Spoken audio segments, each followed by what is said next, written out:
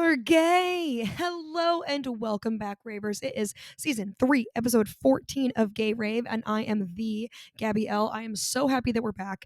We have so much to talk about. And first, if you're on the YouTube, you can see we are in my new digs. I have yet to unpack because I just made all these plans for myself before I realized my moving date. So I haven't had a chance to do it yet, but we will get to working on it. Listen, I'm here, I'm paying rent. So why am I in a rush?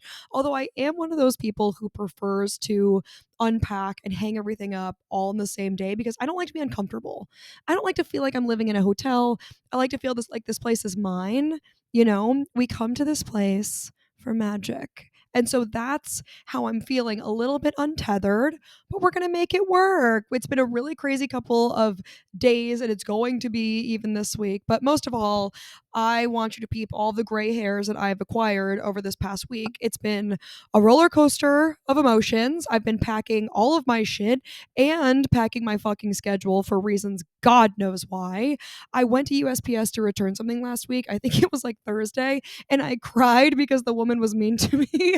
I was trying to make a return. Like, it's not like I left crying though. Like, I was crying in her face. Like, I was trying to make a return and she was like, "You need to buy an envelope." And I was like, why would I be returning a $6 item if I needed to buy a $2 envelope? And then she was like just very upset, like meaner than she had to be. And so I was like fully crying in her face, like tears streaming while I'm tapping to pay. I didn't give a fuck. Like, it was just one of those weeks. I was at my wits' end, and that was happening no matter what. So this is me. I've officially moved to Brooklyn. I am leaving Manhattan behind. I am no longer a manhottie. My lifestyle will hopefully be easier to maintain now, given that all of my friends and the things that I do are not in Manhattan. So I'm hoping that there's some returns there pending. I have lived in New York for over 6 years now, and I have had 5 different addresses. And I have the crazy eye and so many gray hairs because of it. I fucking hate moving. And you wouldn't know that given the amount of times I've moved before. And you would think that I would have learned lessons about being a minimalist and getting rid of things. And I do get rid of things every single time I move. And yet somehow things still appear here. It's incredible. It's incredible how that happens. So help me God, I will die here and they will have to claw this apartment out of my dead, lifeless hands. I hope nothing weird happens here because I do not want to move next year. My mother came to help me move on Saturday morning. And when she was leaving, I was like sending her off to the great unknown. And I was like, same time next year. And we both had a laugh. And then it was one of those classic, haha, like, please, please no. But most of all, I'm feeling kind of grateful. I'm feeling excited. I've been walking around the neighborhood. I do not have laundry or a dishwasher, so I've been trying to find a laundry place. So I've been taking a walkabout, seeing my new, drugstore, my new gym, where I'm going to be getting all my groceries, things like that. But also, New York's been kind of showing up recently, showing up and showing out. So I did make all these plans for myself that I totally forgot about in the midst of moving. And so last week we had some fun things on the agenda. On Wednesday, they're doing sort of these like Mamma Mia replays at Syndicated, which is a bar theater. So they have replays of Mamma Mia 1 and 2, and you can like get food and drinks while you watch. It's a sing and dance along too. So as the movie plays, when songs come on, the lyrics come up, which is perfect for me because I know like the big parts of most of the songs, but then in the little, the parts in between, I'm kind of messy. I'm a little loose on that. So I'm really, really happy about that. We did go last Wednesday to see Mamma Mia 1. And then this Wednesday, I'm going to see Mamma Mia 2. And I have got these friends in rotation joining me for this. Listen, I own 5 movies on Amazon Prime, and 2 of them are the Mamma Mia movies. I am really a writer, okay? And you will see that in Song of the Week when we get there later on. So did that last week. Also saw Tada by Josh Sharp. It's in Greenwich House Theater, I think it is. Yeah, the Greenwich Theater, which was wonderful back in my old digs because I lived in West Village when I first moved to New York in 2019. I lived on Cornelia Street. I'm pretty sure Taylor was 23 and I was 32. And so gave a walk by, gave her a little wave. I still have the key to most of my former apartments. And so I had like I didn't go in. I didn't like use it. I'm not a janitor. I don't carry all fucking 5 apartments keys on me at all times. But I should have brought it because it's like a caged entrance. You get in, and there's like a rooftop in the back building where I lived. Not like a nice rooftop, but you could be up there. I mean, there's like animals and nests and bugs and stuff, but like it's sort of pleasant at times. So did that. I would definitely recommend seeing Tada by Josh Sharp. I needed that break. It was Friday, the day before my move. I've been packing all day. I had cried at USPS. So went to go see the show, got the milk bar lemon meringue sundae, saw the show. It was like 80 minutes of just like a nice time. So I would absolutely recommend you see it. It was funny, but also like thoughtful and nice. And I don't think I shed a tear, but I could have. It was a ha ha okay. And so I would definitely recommend that on Sunday after volunteering, which I volunteer at the Ali Forney Center, which is for unhoused LGBTQ youth. I volunteer on Sundays. And I was with the father of my children, the hot gay from Hell's Kitchen. And we were supposed to like make chicken tenders and nuggets. And so left to our own devices, like I was washing and drying. It was like I was a single mother of his child in that kitchen. And I went to go see John Proctor's The Villain after that, which is a play. It's like set in 2018 in the South, and it follows like a high school English class, and they're doing Crucible by Arthur Miller, and it is really interesting. I really liked it. No intermission, not a musical. Fantastic. So that's what I've been busy doing, not unpacking, not getting my life together. This week, also by the way, it's Broadway 2 for 1. So make sure you get on that. All the dates are practically already sold out. So it's 2 for 1 Broadway shows between September 8th and 21st. Google it, get your tickets, go. All my Mamma Mia dates are sold out, unfortunately, so I'm going to have to pay full price. But you know I will, okay? Because I'm a writer and I will do anything to support this fucking play. And it does go through like February or March of next year, so no rush. Okay, this week is big for things happening. Love Island reunion is tonight. I go to see Lady Gaga Mayhem Ball tomorrow because I'm a fucking idiot. The tickets that I bought with besties Meredith and Alina and Dr. Anna are when I'm in Italy. So unfortunately, I did have to sell that ticket and buy a solo ticket. So that's what I'll be doing tomorrow. And then more Mamma Mia on Wednesday. And when am I putting my shit together? I genuinely don't know. Moving on. Rave reviews. Let's talk about how it's almost September. It is August 25th when I'm recording this. It's going to be the 26th when I launch. So you're going to be listening to this in your ears. It's a Tuesday morning. Maybe you're on your way to work. Maybe you're getting your coffee. Maybe you're taking a walk if you're ginge. But like now that it's almost September, it means that it's almost October. And that means that it's time to start thinking about Halloween. And I've been considering my costumes for some time now, and I'm close to finalizing, but I'm not ready to release yet. Halloween for a Libra like myself and a person who just like loves to dress up, it is fun, but it is also a competition. And so it is important that you select the right costume and that you come out like one of them has to have like cultural relevance, and then the other has to be like, maybe like historical significance, like a la a Britney Spears with the snake. And then maybe the other one is a hunting wife. I don't know, but you have to be able to show up in these different ways. Unless, who are you? Okay.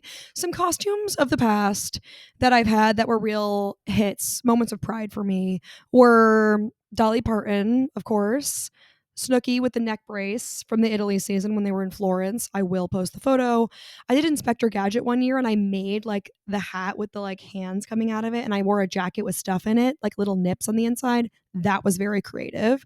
I did Jonathan Van Ness pre-cancellation. That was pretty good. Blake from Workaholics, if any of you are like neckbeards who watch like crude humor like I do. And then one time I did all 3 Charlie's Angels in one night. And don't worry, I didn't do anything like cancelable. I didn't do anything questionable. I just changed like my wig. So I wore essentially the same outfit, all black, like leather-ish outfit. And then I had like a red wig for Drew Barrymore, the blonde wig for Cameron Diaz, My Bae, My Gay Awakening, and then a long black wig for Lucy Liu.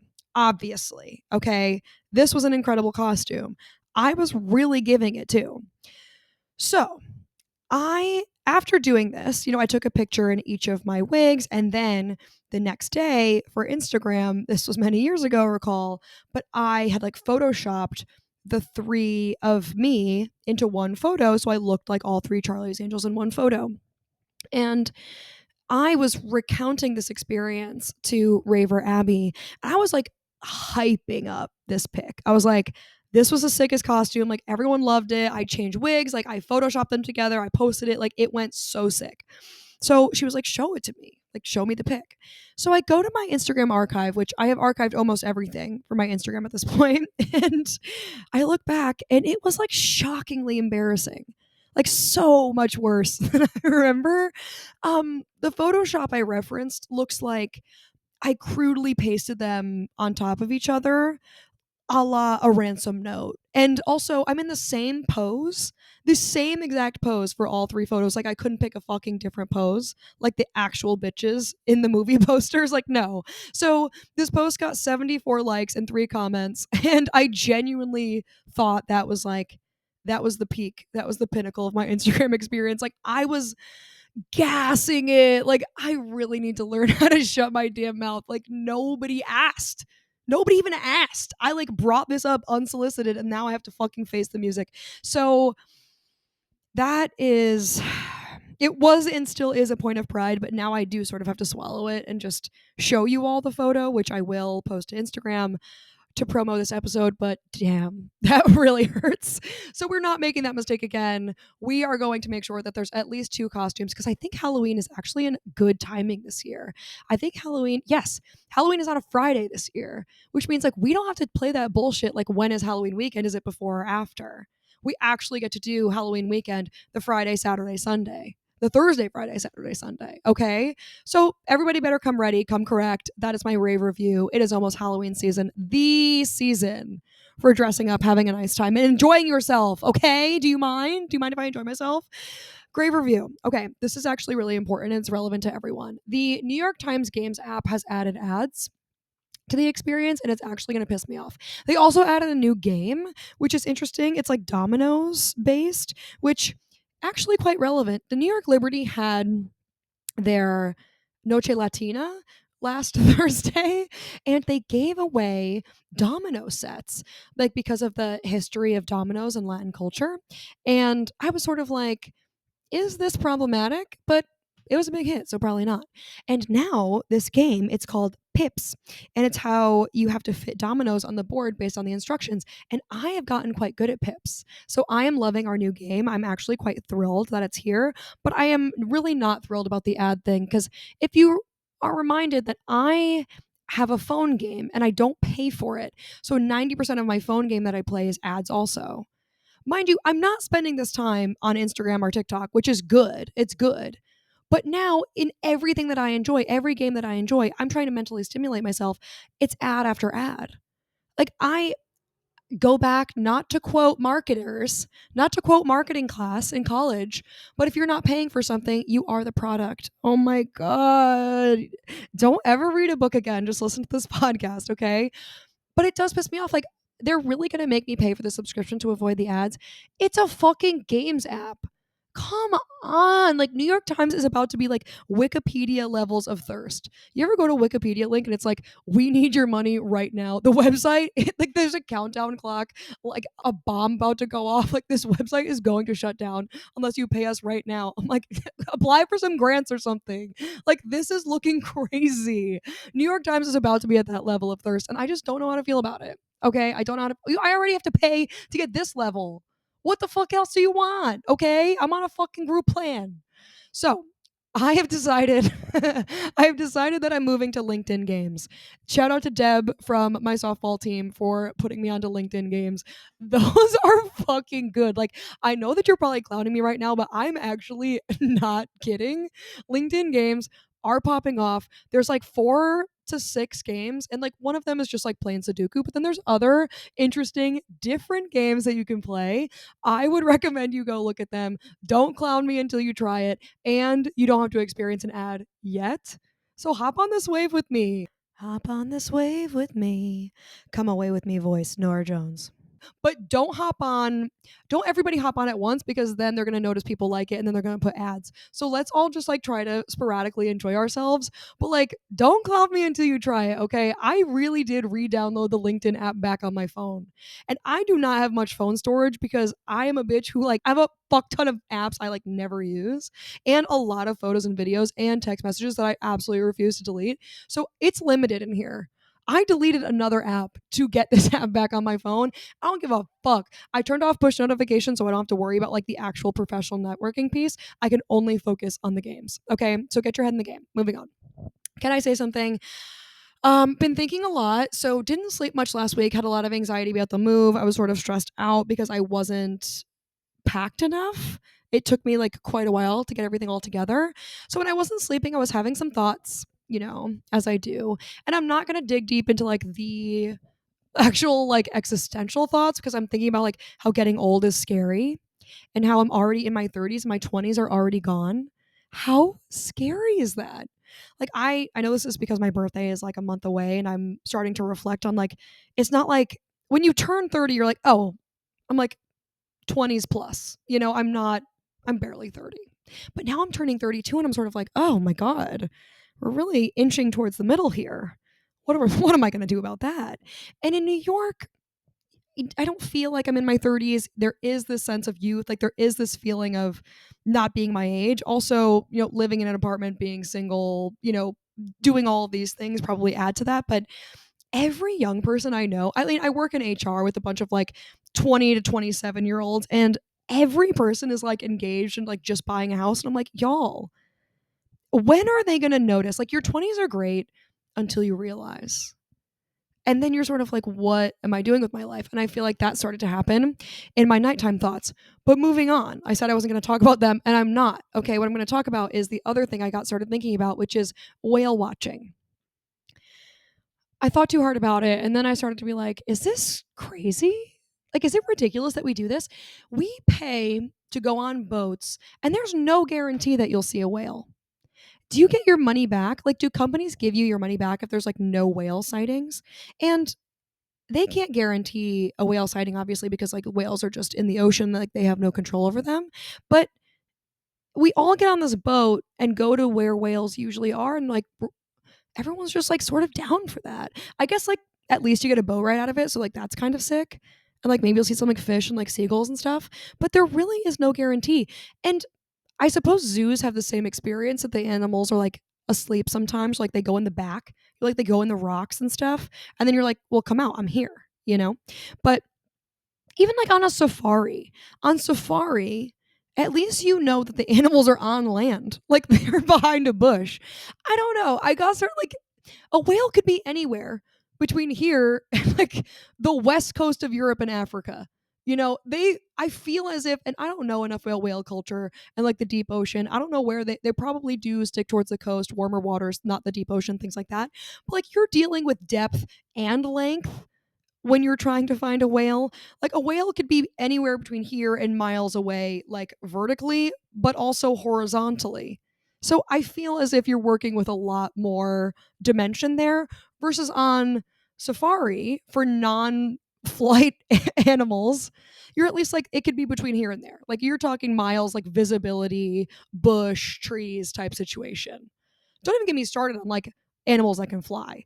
Like if you're going like bird watching, if you're going on some sort of bird tour, like they have literally all of the room in the world to be doing this. I don't know. I don't know why I'm fucking thinking about this. I don't know either.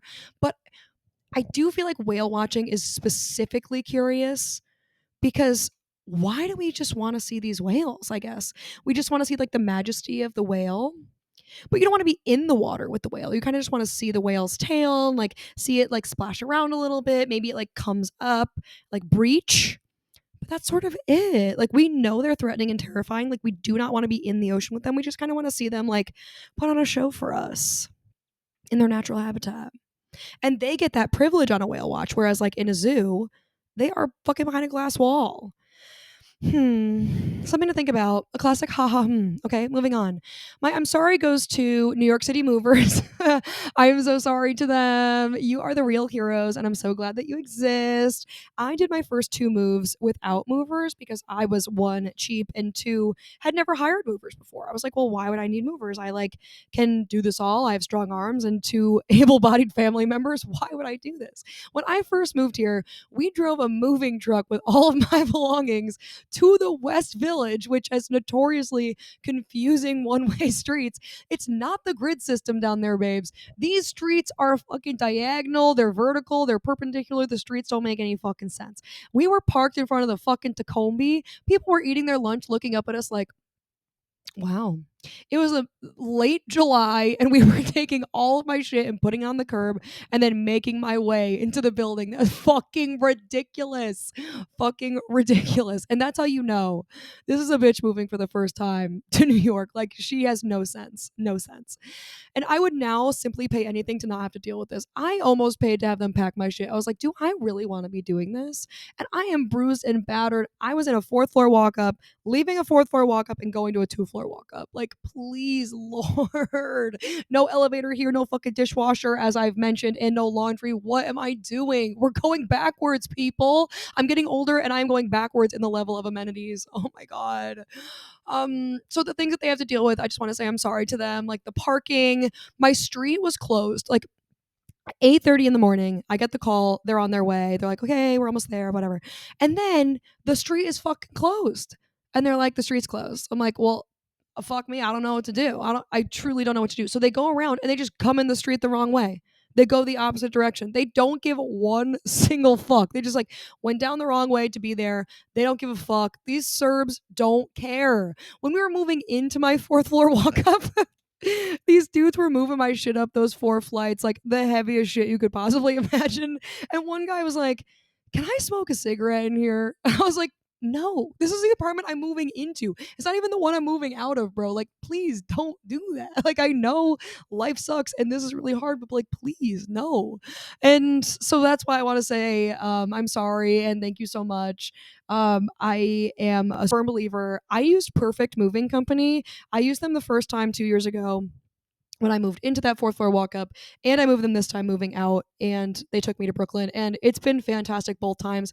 They hired two dudes to do your entire move, at least for the size of apartments I've been in, and it really has gone amazingly both times. So Perfect Moving, shout me out, give me a discount code, please, and I will tell everybody about you.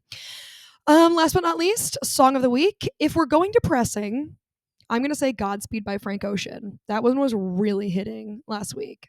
If we aren't going depressing, I'm going Super Trooper by Mamma Mia Cast, one or two.